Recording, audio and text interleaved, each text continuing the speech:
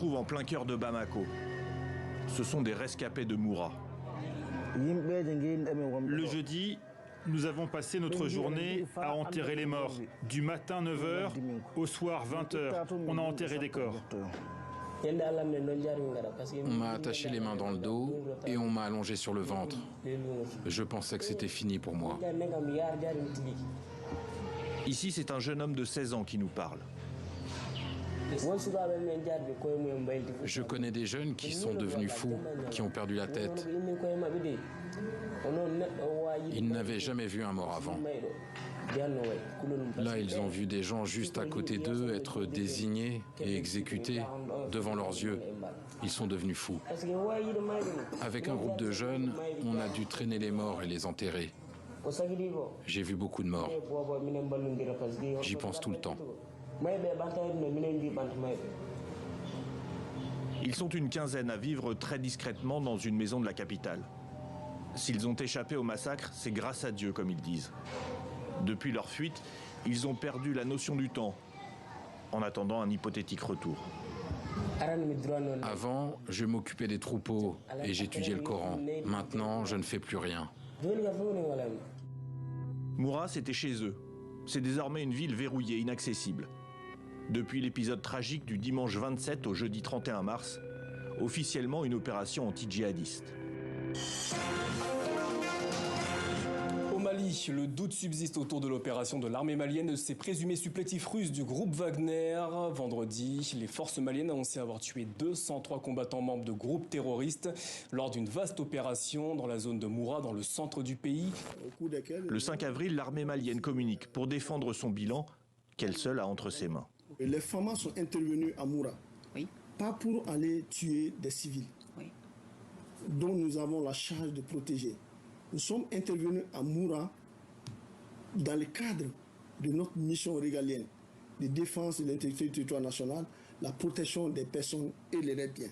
Personne ne nie la présence de djihadistes. Personne ne nie qu'il y a eu effectivement un affrontement. Mais ceci ne justifie pas tout ce qui a suivi et tout le ratissage qu'il y a eu dans le village, l'encerclement du village et le massacre qui a suivi derrière. Reparler du massacre pour ces rescapés, c'est se mettre en danger. Mais ils n'ont plus grand-chose à perdre. Cet homme a vu mourir plusieurs membres de sa famille. 3 hélicoptères étaient dans le ciel et puis l'un d'entre eux s'est posé. Il n'y avait que des hommes blancs, ils sont descendus, ils se sont mis en position et ils ont tiré. C'était le jour du marché, ils ont tiré sur tout le monde. Tout s'est fait devant mes yeux.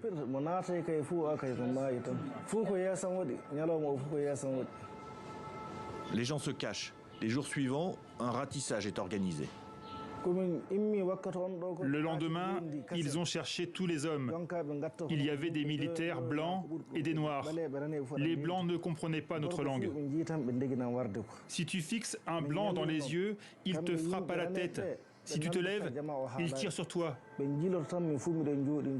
S'il voit que tu as une barbe et un pantalon court, il te sépare des autres et il tire sur toi. Les militaires l'ont plusieurs fois interrogé et mis en garde. Avant de partir, les militaires nous ont sommés de ne pas dire que c'était des civils qui avaient été tués, mais que c'était des terroristes. Ils m'ont dit aussi qu'on aurait dû tous être tués. Vous êtes tous pareils, vous êtes tous des djihadistes. C'est ce qu'ils m'ont dit.